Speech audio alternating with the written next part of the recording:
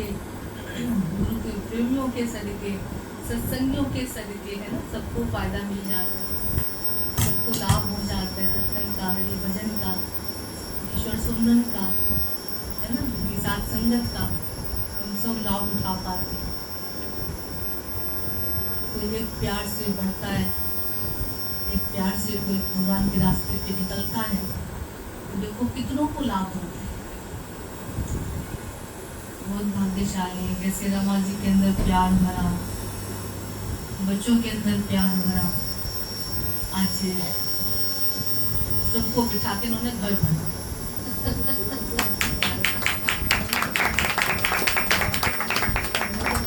सबको बुला के प्रेमियों से एक घर भर गया।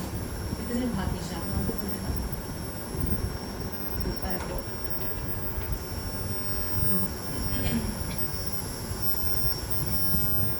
सबको भगवान से किया हुआ वादा याद है।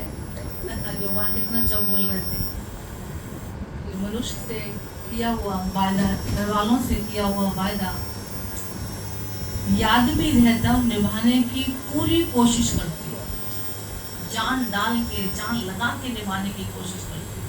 भैया वादा किया, जान तो जाऊंगा जरूर, वादा किया, निभाऊंगा जरूर,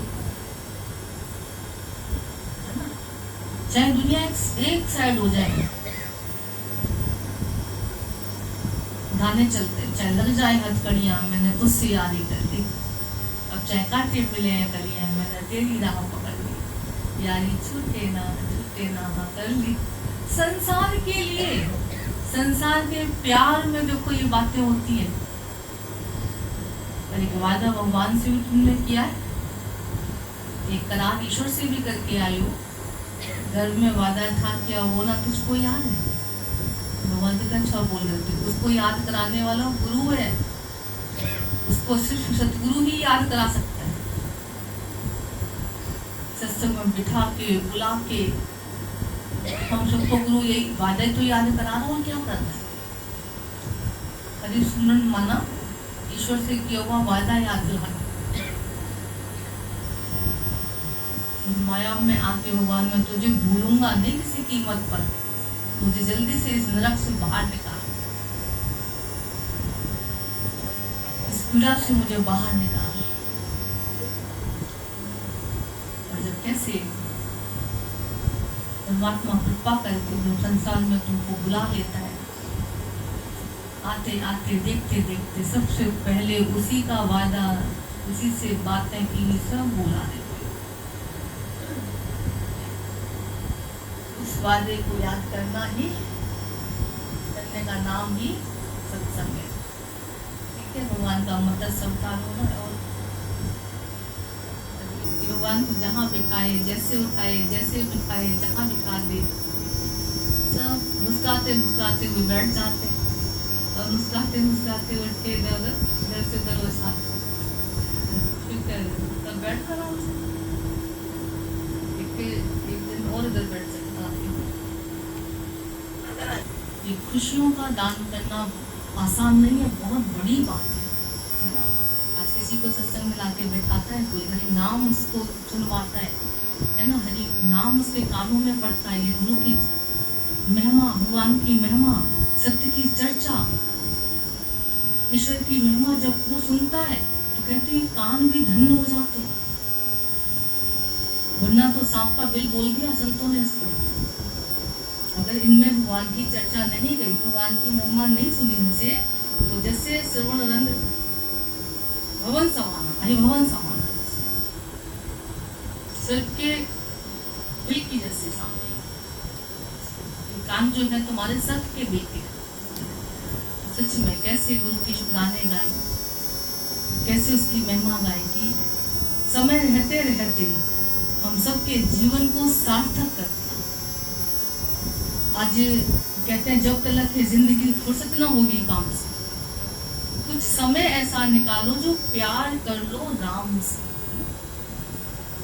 और सत्संग में बैठ बैठ के ही हम सब थोड़ा सा प्यार भगवान का फील कर पाते, थोड़ा सा उसके प्यार को महसूस कर पाते, थोड़ा सा उससे प्यार कर पाते, जान पाते ईश्वर की हस्ती का नाम।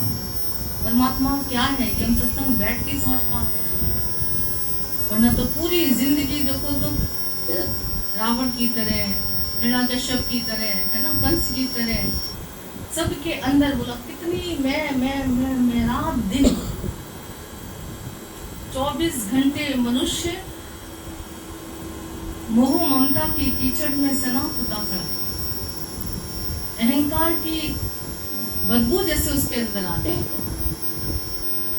हर बात में मेरा मैं करते करते थकता नहीं है, और लास्ट में उसके रोने का कारण बन जाता है, दुखी होने का कारण बन जाता है। सत्संग ही एक ऐसी जगह है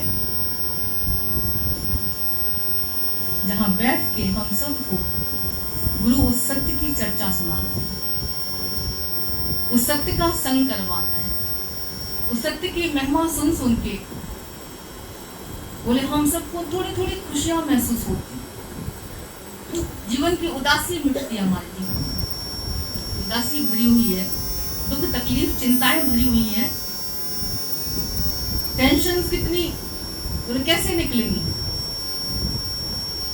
अभी जितने सत्संग में बैठे हैं लोग, मान लो जो रेगुलर जुड़े हुए आते हैं, वो दिल से बोल पाएंगे कि भैया जब से सत्संग ज्वाइन किया तब से तो मेरी सारी टेंशन खत्म ही हो गई, जैसे अब मुझे कोई चिंता नहीं होती, अब सारा मैंने बोझ भगवान के ऊपर रख दिया, मेरा भगवान बैठा मेरे लिए करने वाला, मैं क्यों सोचूं। अंदर में एक तुरंत ख्याल चल जाता है, गुरु का वचन याद आते ही जैसे तुम्हारे सिर से सारा बोझ उतर गया। लोग कहते ऐसे कैसे हो जाएगा, ऐसे कैसे हो सकता है। आके बैठो, सुनो, समझो। गुरु की शरण में कोई भाग्यशाली बैठ पाता है, सत्संग में कोई भाग्यशाली बैठ पाता है, और बैठते बैठते फिर कब सत्संग के अंदर बैठ जाता है उसे भी पता नहीं। भगवान ने कहा रोज ये संकल्प रखो, रोज डेली अपनी जीवन में प्रार्थना ये करो कि प्रभु दुनिया में बहुतों से हमने वादा किया और किसी से निभा पाए नहीं निभा पाई, पर अब तो ऐसी कृपा कर मेरे ऊपर कि तेरे से किया हुआ वादा मैं निभाने लग जाऊं। तुझे कैसे खुशी हो, मैं इस सोच में पड़ जाऊं, भले मैं तुझको कैसे पाऊं, तुझको कैसे रिझाऊं, थोड़ा सा ये नेक काम जीवन में मैं कर पाऊं, ऐसी कृपा भगवान मेरे ऊपर करे। और याद रखना, जब तुम्हारे जीवन में ये प्रार्थना होने लग जाती है तो इस प्रार्थना के साथ साथ ही गुरु ने कहा तुम्हारे जीवन के सारे दुख दर्द निकलने शुरू हो जाते। दिल से बोलो, गुरु ने कहा प्रार्थना करो तो हे नाथ अब तो ऐसी कृपा करिए जीवन निरर्थक जाने ना। ये मनुष्य जीवन कहते हैं बहुत दुर्लभ है, बहुत मुश्किल से मिलता है। नेत नेत कह गए संत लोग, देवता। इस मनुष्य जीवन की कितनी उन्होंने कदर कीमत जानी है, मतलब कोई नहीं समझ सकता। 1,84 योनि भोग आयो रे, बड़ी मुश्किल से नर्तन ये पाई। 1,84 योनि भोग भोग के तुम्हें ये मनुष्य जीवन मिलता है। और मनुष्य जीवन भी बोला, मनुष्य में भी बोला ये जीवन ऐसा कि जो सत्संग में बैठ जाए आके, तो यह मनुष्य तो बहुत मिल जाएगा, पर ऐसे मनुष्य जो मन के ईश्वर हो, ऐसे मनुष्य जो सत्य के संगी हो, ऐसे मनुष्य जो सत्संग प्रेमी हो, जो गुरु भक्त हो, जो परमात्मा के प्रेमी हो, ऐसे मनुष्य बोले बहुत विरले भाग्यशाली।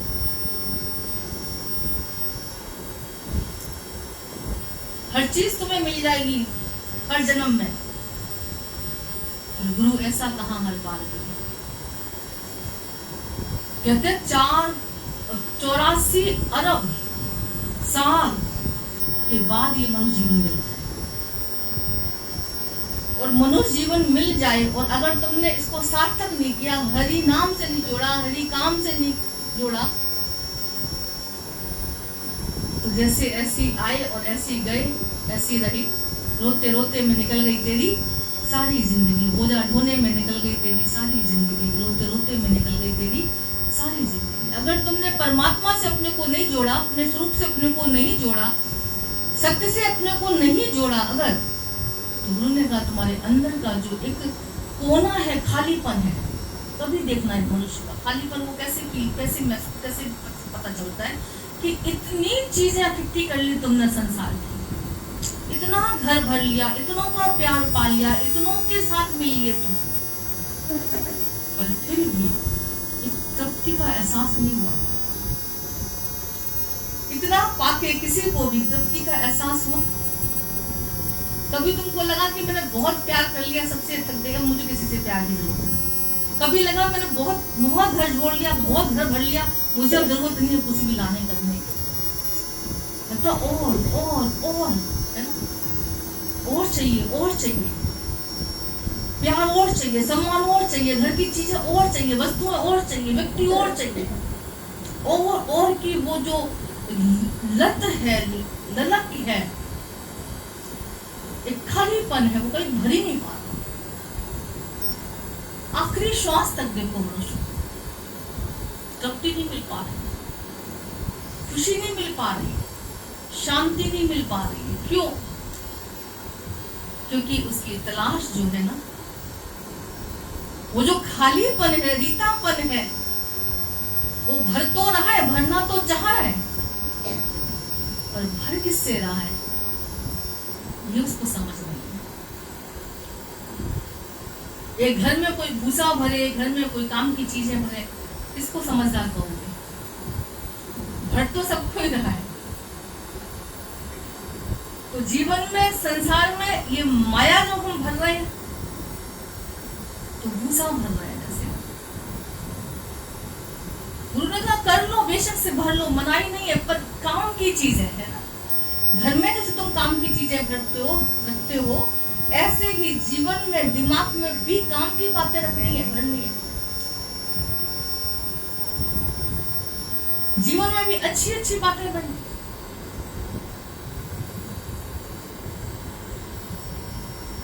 शोकेस में बोला बढ़िया बढ़िया चीजें रखते हो पहले।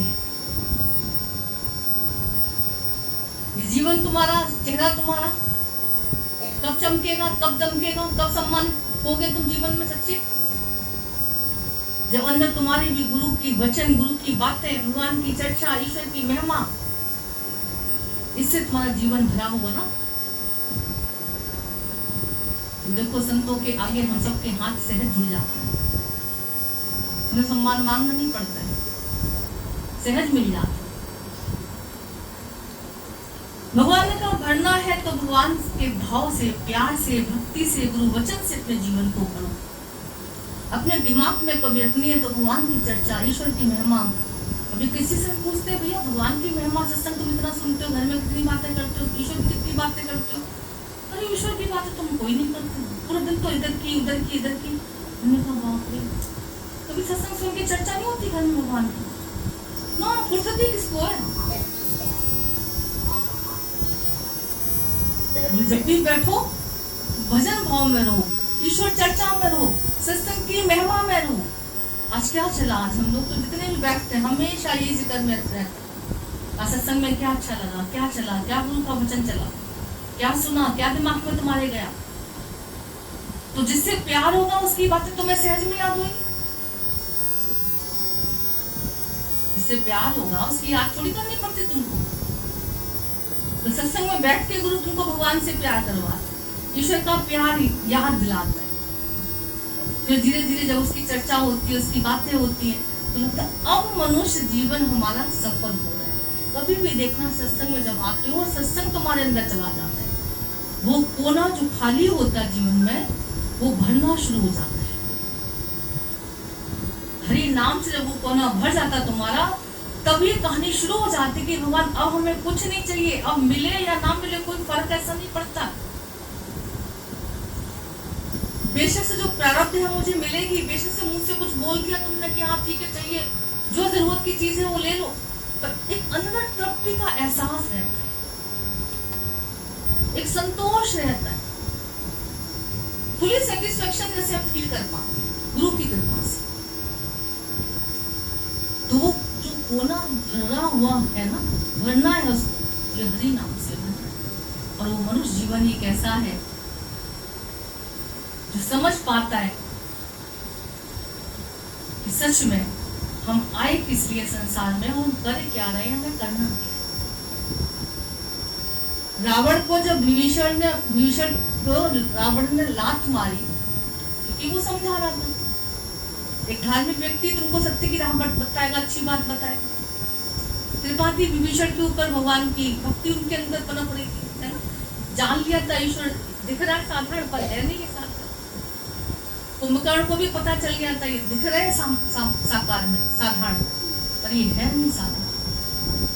कैसे जब रावण उनको कुंभकर्ण से बोला हेल्प मांगने गया, बताया सब कि ऐसे उन्होंने मारीच को भी मार दिया, प्रदूषण को भी मार दिया, भैया मैं तुम्हारी सहायता लेने के लिए आया हूँ, उठो जागो। कुंभकर्ण 6 महीने सोता था, 6 महीने जगता।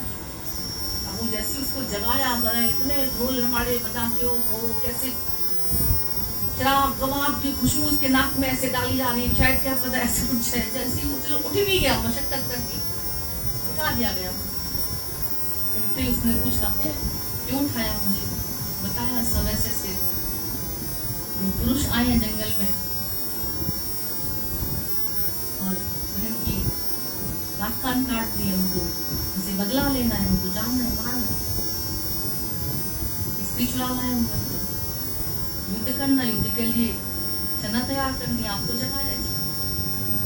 कुंभकर्ण ने कहा कि तो देखो कहीं ना कहीं बलि राक्षस प्रवृत्ति के थे, कृपा थी, कहीं ना कहीं सबके अंदर थोड़ा थोड़ा ज्ञान था। फिर भी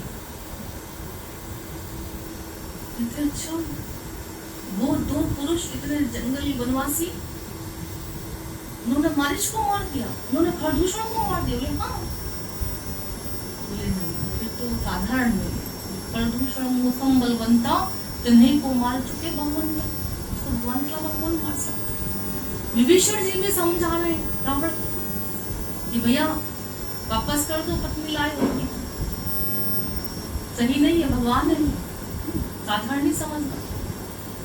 कहते रावण इतना अंदर में गुस्सा करता था। अब जब भी कोई भक्ति जिसके भी अंदर जाग जाए ना, लोगों को बर्दाश्त नहीं होती। कोई भाग्यशाली अव्वल तो जागती नहीं है भक्ति किसी के अंदर, सत्य के प्रति प्रीति जागती नहीं है किसी के अंदर, और झाग जाए तो लोग तो न करने क्या हो जाता है। अच्छा वो भी कम नहीं है, उनकी भी गलती नहीं है, ये संसार जलनखोर है पूरा। किसी को पता चल जाए हीरा है हमारे पास, तो भैया वो कैसे तुम्हें उसको बर्दाश्त होगा, तो छीनना चाहते रहते, वो अपना काम करते रहते, पर भक्त अपनी संभाल करता रहता। तो विभीषण को जब लात मारी रावण ने, निकाल दिया, जैसे निकल जा तू यहाँ से, मेरे घर से, महल से निकल। अब जब लात मारी विभीषण को, देखो हमेशा याद रखना, दुखों को संतों ने जितना सराहाया है ना, उतना संसारियों ने नहीं सराहाया। संसारियों ने सराहाया तो बहुत दुख की बात है, भागे दुखों से, बचना चाहा उन्होंने दुखों से। और संत कहता है दुखों से अगर चोट दिखाई ना होती तो प्रभु तेरी याद आई ना होती। तो दुख बोला बुरे नहीं है, या सत्संग में बैठ के हम सब दुखों को भी सराह लेते हैं, बैठ के दुखों के भी शुक्राने गा लेते, गुणगान कर लेते। अब जैसे लात मारी तो विभीषण ने कहा कि मुझे तो और मौका मिल गया भगवान, अच्छी बात है, मैं आपके पास ही आ रहा हूं। जैसे विभीषण जी ऐसे निकले, माता कैथी से उन्होंने जाके बोला कि मैं राम की शरण में जा रहा हूं, राम की शरण में जा रहा हूं। तो कैथी जो थी रावण की, उनकी माँ, अब वो समझा रही है उनको, विभीषण को वो क्या समझा रही है कि अरे बेटा कोई बात नहीं, तेरा बड़ा भाई तो है, लात मार दी कोई बात नहीं, क्या है, आज लात मारी कल प्यार भी करेगा। मत जा भगवान की शरण में, क्योंकि दुर्बुद्धि थी कहीं ना कहीं। कैप्सी के जिद के कारण तो रावण का जन्म हुआ, कहते हैं उनकी वासना के अधीन होके वो रावण पैदा हो गए बेचारे। तो कोई किसी वंश में कोई भगवान भक्त भी पैदा ऐसा हो जाता है। तो जैसे माता से बोला कि माता मैं राम की शरण में जा रहा हूँ, तो माता कह रही नहीं बेटा, राम की शरण में जाएगा लोग क्या कहेंगे। बड़े भाई ने डांट दिया तो कोई बात नहीं, घर की बात है, घर में रहने दे, और आज मार रहा है कल प्यार भी करेगा, मत जाओ। कोई भाग्यशाली होते, तभी बोलते कोई भाग्यशाली होते, कोई किसी के अंदर विवेक जागता जो राम की शरण में पहुंच जाता है, राम को पहचान लेता है। तो हर कोई तुमको इन दायरों में ही दसा के रखता है, इन दायरों में ही फंसा के रखता है। सत्य मार्ग पे मत चले जाना चाहते, भगवान की तरफ मत चले जाना। घर देखो, परिवार देखो, पहले ये संसार है, ये तुम्हारा अपना। भले ही देखो गुरु ने कहा आज हम सब ग्रस्त में बैठे, घर में बैठे, यहाँ कई गुरु ने जंगल में हमको नहीं बिठाया बताया, पर घर में रह के भी बोले हम राम की शरण ले सकते हैं, घर में रह के भी हम सत्य का संग कर सकते हैं, घर में रह के भी हम हरि नाम भज सकते हैं। आज हम सब घर में बैठ के तो ले रहे हैं हरि नाम, घर में बैठ के तो गुरु की बातें सुन पा रहे हैं, वचन सुन पा रहे हैं, घर में बैठ के तो जीवन बनाने की कोशिश में लगे हुए हैं, घर में बैठ के तो आत्म अभ्यास में गुरु ने लगाया हम सबको। तो विभीषण ने कहा कि मैं आपसे पूछ नहीं रहा हूँ माँ, मैं सिर्फ बता रहा हूँ मैं राम की शरण में जाऊंगा। तो माँ ने देखा कि जिद पकड़ ही ली इसने, अगर तो ठीक है बेटा तेरी जैसी मर्जी वैसी कर। अब माता से हटके जैसी चले, अब मन होता, मन तो मन ही है, थोड़ा संशय खा जाता है कभी कभी। संसार में जाने पर वो नहीं सोचेगा, इतना मन निकम्मा है ये पाप करने में इतना नहीं सोचेगा। ये पापों की तरफ जाएगा ना तब इतना विचार नहीं करता, कभी नहीं देखना। गलत काम करेगा तब इतना नहीं विचार करेगा, अच्छे कामों के लिए तो 10 बार सोचेगा, हरि की राह पे चलने के लिए 10 बार सोचेगा, 10 लोगों से पूछेगा सत्संग में आगे बढ़ूं नहीं बढ़ूं, सत्संग में निकलूं नहीं निकलूं, मेरे घर वाले मना करते कैसे बढ़ूं, लोग ऐसे कहते हैं, संत लोग ऐसे होते हैं, सत्संग साज ऐसे होते हैं, कितनी बातें अंदर में चला लेता है, बना लेता है। विभीषण जी को अंदर में ऐसी आ गया थोड़ा सा, बोले माता से कहा, माता ने थोड़ा अनबन ऐसे कि जाना तो है ही मुझे शरण में, मैं किससे परमिशन लूं, क्या करूं। ये कृपा की कि परमिशन लेने नहीं, खाली बताया माँ को, और दिमाग तो चल ही गया। अब दिमाग चला तो बोले कोई बात नहीं, अच्छा भाई कुबेर जो है उनके पास जाके पूछ लेता हूँ, उनसे जाके एक बात सलाह ले लेता हूँ, उनको बता देता हूँ। तो कुबेर भी रावण के भाई, उनके पास जब गए वो भी थोड़ी भक्ति भावना से भरे हुए, शिव जी के मित्र कहते हैं कुबेर, भक्त, उनके अंदर भी धार्मिकता। जैसे वो गए विभीषण कुबेर जी के पास, तो कुबेर जी से खाली जैसे बोला कि मुझे राम की शरण में जाना है, और माता से मैंने कहा, तो माता ने थोड़ा सा जैसे ऐसे बोला, मेरा थोड़ा दिमाग चल गया कि मैंने उनको पूछा तो नहीं, मैंने खाली कहा था और माता ने ऐसे ऐसे बोला, तो मेरा दिमाग चला कि मैं शरण में तो जाऊंगा, तो थोड़ा सा लगा कि चलो आप भी पिता जैसे हो, बड़े भाई भी पिता जैसे होते हैं, तो मैंने कहा चलो आपसे तो कह ही दूं, अपना मन का संशय आपके साथ तो निकाल ही दूं। बोले बाबा भी खड़े हुए थे, ऐसे कहते हैं जैसे विभीषण का ये सब शब्द सुना, ये संशय आया, चलो किसी से पूछ लेता हूँ, किसी को बता देता हूँ, मैं हरि शरण में जा रहा हूँ, मैं आपकी शरण में जा रहा हूँ। तो बोले बाबा और कुबेर जी ने कहा कि खबरदार, भगवान की शरण में जाने पर तुम्हें पूछना पड़ेगा, बताना पड़ेगा, ना बताना किसी को।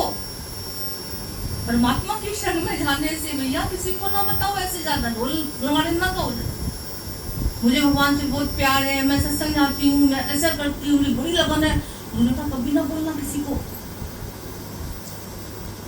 ना बोलना, या मैं जाऊं सत्संग में ना जाऊं, या मुझे जाना चाहिए नहीं जाना चाहिए, मैं गुरु की बात मानूं या घर वालों की बात मानूं, मान लो कभी ऐसा हो सकता। तो हमेशा याद रखना, संत लोग कहते हैं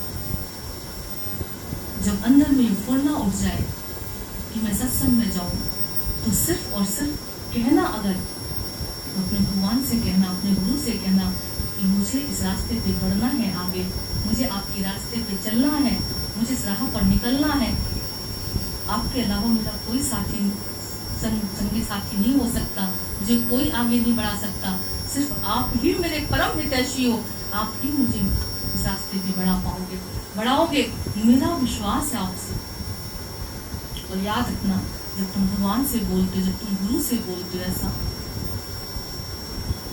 तो तुम्हारी सारी रास्ताएं खोलता चला जाता है। भगवान अपने भक्तों की सारी रास्ताएं खोलता चला जाता है। गुरुजी बोलते थे जैसे 6 महीने का बच्चा जब घुटुवन चलना शुरू करता है, तो माँ उसके रास्ते के सारे कंकड़ पत्थर हटाती जाती है और खुश होती है। बच्चा जैसे जैसे चलता है, चाहे घुटुवन चले, चाहे पैदल चले, चाहे पैरों से चले, कैसे खुश होती है। तो ऐसे बोले भगवान के रास्ते पे कोई भी चलता है, परमात्मा बहुत खुश होता है। संसार वाले खुश नहीं होता, जगत वाले इतना खुश नहीं होता। दुनिया तुम्हें इस रास्ते पे आगे बढ़ाए या बढ़ते हुए देख पाए, उन्होंने कहा इसकी गारंटी तो नहीं ले सकते। भगवान तुम्हें इस रास्ते पे ना बढ़ाए, भगवान तुम्हें रास्ते पे देख के खुश ना हो जाए बढ़ते हुए, ऐसा नहीं हो सकता। तो कुबेर जी ने उनको कहते हैं सलाह दी कि आगे से कभी भी ईश्वर के रास्ते पे कभी भी बढ़ो, तो संसार वालों से सलाह मशवरा कभी ना कर बैठना, जगत वालों से कभी ना पूछ बैठना, मैं सत्संग जाऊं ना जाऊं, मेरे को जाना चाहिए नहीं जाना चाहिए।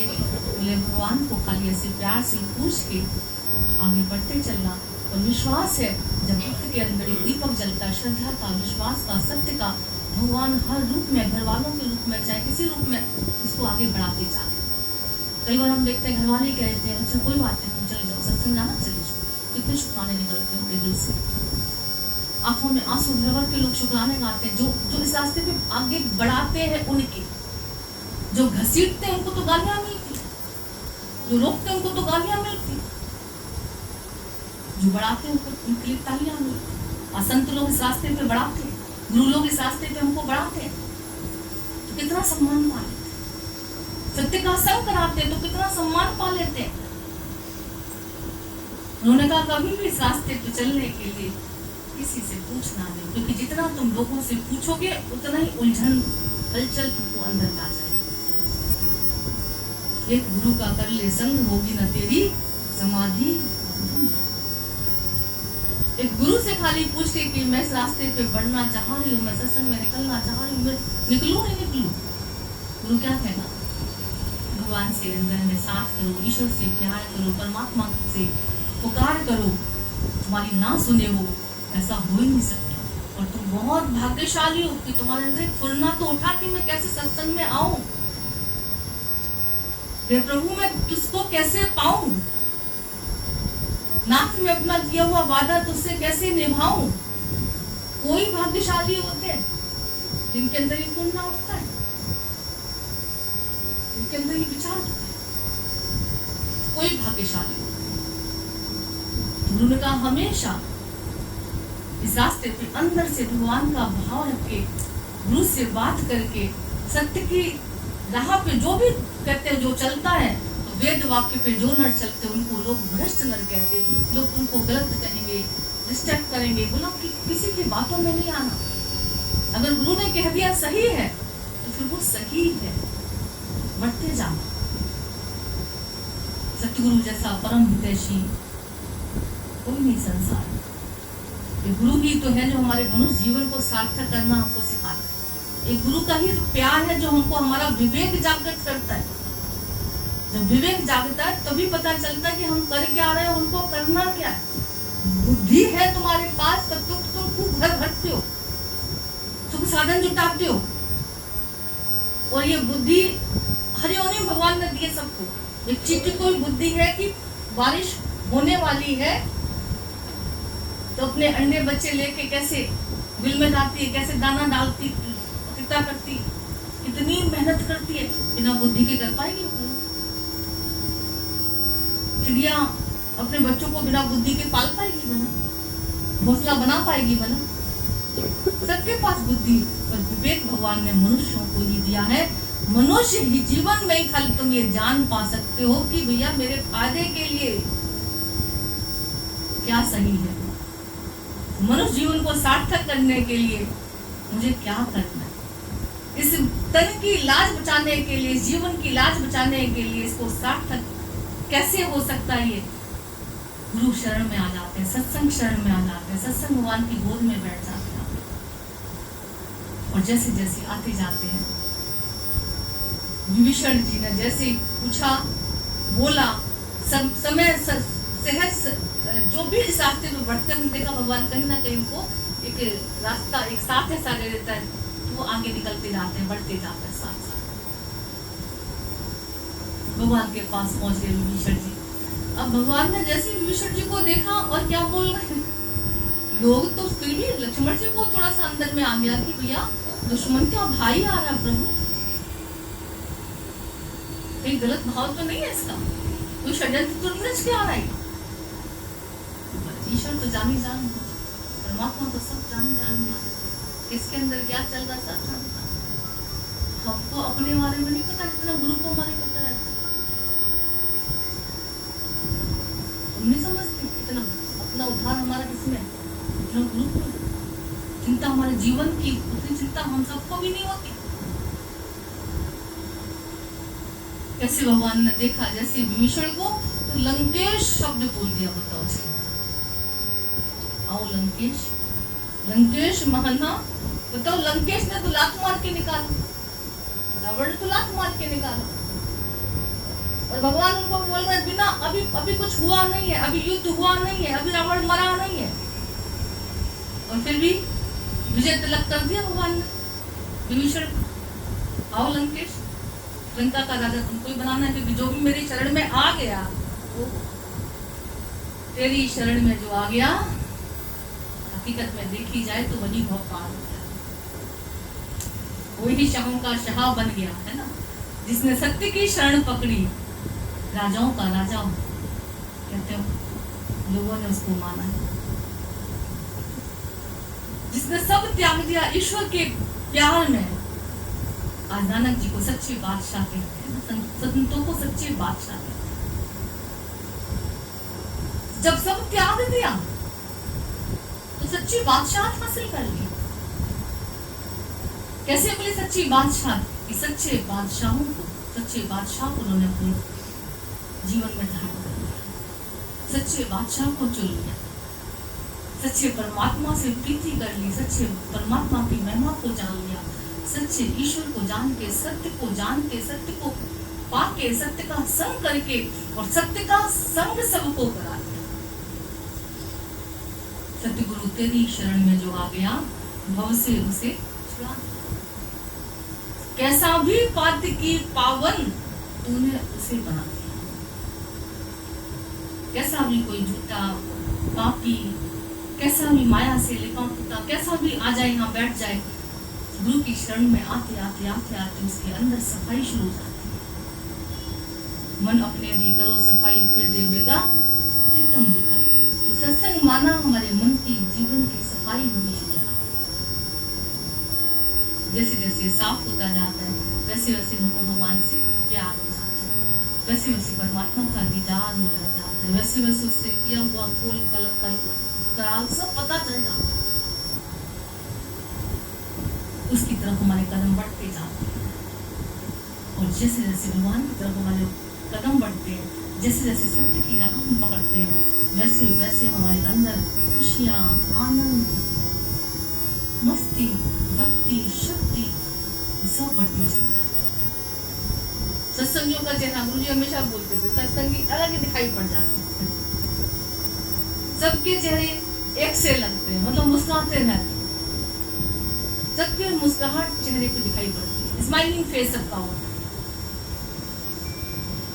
क्योंकि सत्य का संग किया है, ईश्वर का संग किया। एक भगवान ही तो है जिसके पास बैठ के हम खुश हो पाते हैं, एक गुरु का प्यार ही तो जिसके पास बैठ के हम खुश हो पाते, वरना तो खुश तो है इंसान पर वो टेम्परेरी खुशी है। खुश तो है, हंसता तो है, पर वो कभी भी रो सकता है। सुख तो है पर कभी वो दुख में बदल सकता है। सच्चा नहीं है, टेम्परेरी, परमानेंट सुख नहीं। परमानेंट सुख तो सिर्फ और सिर्फ सत्य संग से ही मिल सकता है, गुरु के संग से ही मिल सकता है। किसी का टेंट बोला परमानेंट नहीं हो सकता। टेंट सब उखाड़ दिए जाते, देखते हो। गुरु का प्यार, ईश्वर का प्यार ही हमको अंदर में आके शक्ति देता, संभालता है। और बहुत भाग्यशाली होते हैं वो जिसको परमात्मा अपनी शरण में बिठा देता है, सत्संग में लाके बिठा देता है। सत्संग में बैठते बैठते धीरे धीरे हमको पता चलता है सच्ची खुशी कहाँ है, हमको चाहिए क्या है, हमको करना क्या है, ये मनुष्य जीवन हमें क्यों मिला है।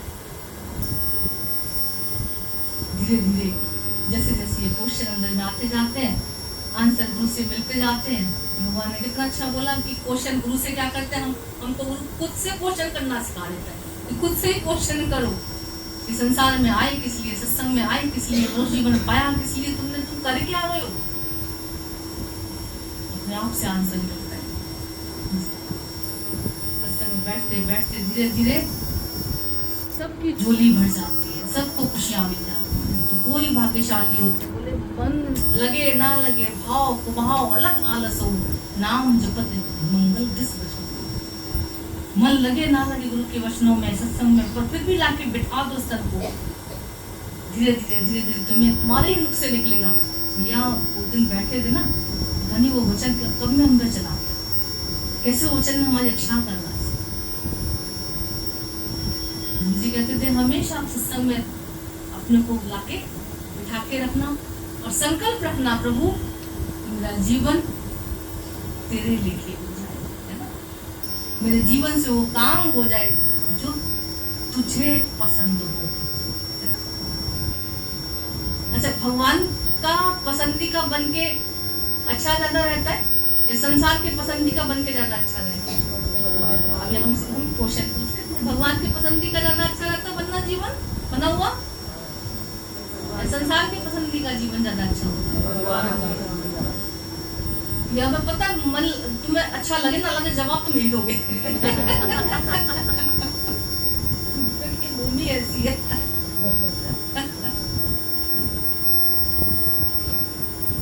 भगवान की पसंदी का जब बन जाते हैं वो देखते हो, ईश्वर की पसंदी का बनने में तो जो आनंद है ना, उसका शब्द नहीं है उसके लिए। शब्दों में तो बहुत कम। गुरु जी ने कहते थे हमेशा भगवान कि सोचो तुम सब हमारे पास आके इतना आनंद लेते तो हमारे पास कितना ना होगा।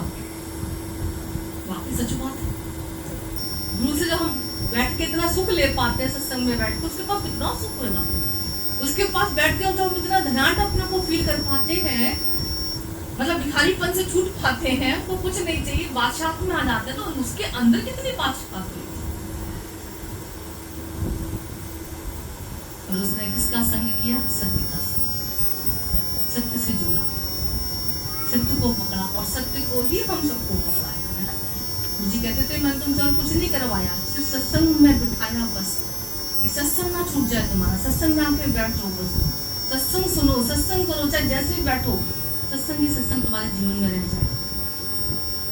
ये पता ना कि काम एक शौक जीवन का ही बन जाए तुम्हारा। सत्संग का शौक जिसको लग जाए ना, गारंटी, लिखित गारंटी है कि सारे शौक से दूर हट जाएगा, सारे शौक उसके जीवन से अलग हो जाएगा। सत्संग का शौक जिसको लगता है बस, अब लगता नहीं सत्संग का शौक, अच्छा जाने का शौक है, यार दोस्तों में घूमने का शौक है, बढ़िया बढ़िया खाने का शौक है, बढ़िया से घर बनाने का शौक है, अच्छी गाड़ी बंगला खरीदने का शौक है, किटी पार्टी में जाने का शौक है। सत्संग में आने का कोई भी लोग भाग्यशालियों को शौक होता है। इन्हीं शोक से बच पाते, दुखों से बच पाते, है ना।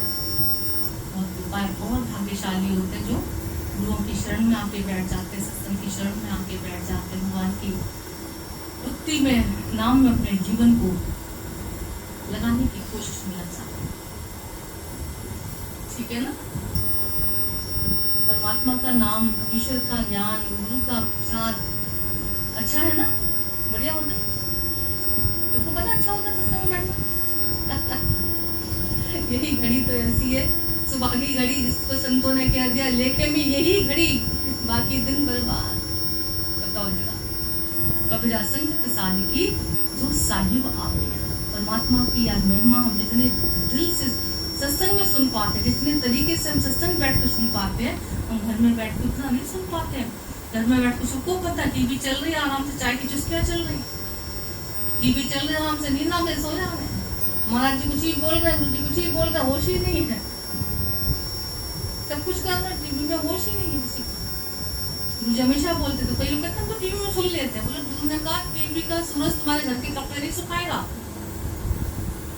टीवी में अगर आग लग जाए, टीवी के उसमें अंदर आग लगता दिखाई पड़ जाए, सर निकलता दिखाई पड़ जाए, तुम आराम से लेते रहोगे, चाय खाना आराम से खाते रहोगे, तुम्हें कोई प्रॉब्लम नहीं पड़ेगा।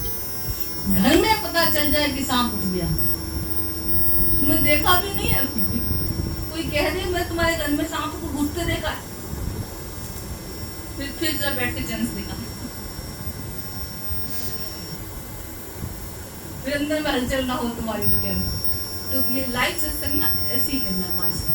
यहाँ बैठ के बोले, यहाँ बैठ के देखो जरा, अब फालतू बात नहीं कर सकते हो, जैसे चाय की चुस्कियां नहीं ले सकते हो, जैसे फालतू ऐसे बात नहीं कर सकते हो, आप आपस में किसी से गपशप नहीं कर सकते हो यहाँ बैठ के, है कि नहीं है। तो सहज तपस्या हो रही है, कहने का मतलब सहज तितिक्षा हो रही है, सहज तपस्या हो रही है। गर्मी सर्दी भूख प्यासा त्याग के बैठो, तो ये सहजता का तप गुरु सिखा देता है। सतगुरु सहज समाधि सिखाई। भाग्यशाली हम सब गुरु की शरण में बैठे हैं, सत्संग भगवान की गोद में पल रहे हैं, परमात्मा की महिमा को जान पा रहे हैं, कैसे अपने अंदर भक्ति तृप्ति मुक्ति का एहसास कर पा रहे हैं। गुरु की कृपा के सबके ही तब हम कर पाते हैं, कर पाएंगे, है ना। हमेशा ऐसे बढ़ते रहना, बढ़ाते रहना, सब कितने, और ये असली पुण्य है, याद रखना, ये असली पुण्य है। जब तुम सत्संग में लाके किसी को बिठाते हो, सत्संग में कोई बैठ जाता है और सत्संग फिर उसके अंदर बैठ जाता, खुशियां उसको जब मिल जाती है, उन्होंने कहा जैसे तुमने मोतियों के थाल दान कर दिए। ब्रह्मा जी ने कहा कि खुशियां मिल गई, सच्ची खुशियां मिल गई, माना दांत मोतियों जैसे चमकते सब। संसार में दांत ढूंढते रह जाओगे किसी की, क्योंकि शिकायतें इतनी इंसान के पास, ढूंढते रह जाओगे दांत, और यहाँ गिनते रह जाओगे दांत, इतने दांत निकलते, इतनी खुशियां मिलती, इतना हंसी, है ना, मुस्कान इतनी चेहरे पे रहती है, हमेशा खुशी रहती है। लोगों को पता चलता भी है कि दर्द भी है जीवन में, कोई तकलीफ भी है, कोई पहचान नहीं पाता, इतनी खुशियां मिल जाती है। तो तुमने जैसे सच्चे मोतियों के थाल दान कर दिए, इसीलिए बोला था सत्संगत में ले आना हाथ जोड़ जोड़। बहुत कृपा होती है लाने वाले की, और बहुत कृपा होती है आने वाले की, दोनों के ऊपर कृपा भगवान की बरसती है, तब कोई इस महफिल का भागीदार बनता है ना। हम सब बहुत भाग्यशाली, भगवान की कृपा का हमेशा एहसास करते चले।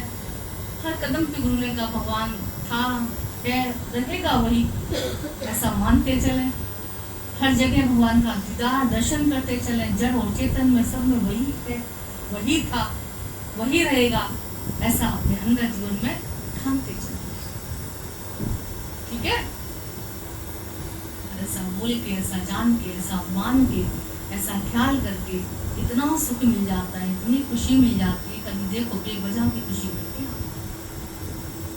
ईश्वर का दर्शन मंदिर जाके ना, ईश्वर का दर्शन तो सुख देता है, सुखदायी होता है। उन्होंने कहा भजन उसी का दर्शन मौज वाली करके बोलो नहीं बेशक से मुझसे, अंदर हृदय से भगवान का दर्शन करते चलो। ठीक है, सत्य का संग करते चलो, महाशक्ति मिलती है, सारे काम जल्दी हो जाते हैं। पहले जमाने में औरतें से करके कोई काम करती थी, हमने देखा जैसे शादी ब्याह होता था कभी घर में सबको बुलाती थी तो भजन भाव करती रहती थी और काम करती रहती थी। इतने बड़े बड़े कार्य, कहीं गेहूँ हो रहा है, कहीं चावल हो रहा है, कहीं कुछ हो रहा है, कहीं कुछ हो रहा है, कहीं कुछ बन रहा है। हमने देखा भजन गाते गाते होता था पहले। भगवान के भजन से ना शक्ति मिलती है, काम जल्दी हो जाता, अच्छा होता है। आज काम होता है तो कैसे होता है? आज गाने चल रहे हैं, छोड़ छाड़ के अपने सलीम की गली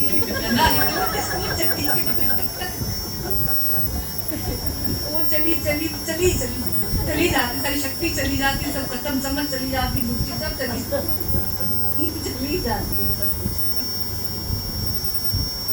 परमात्मा के संग, इसके भजन, इसकी महिमा, इसकी याद, उनका वचन, इन सब से तुम्हारा जीवन सजा हुआ होना चाहिए।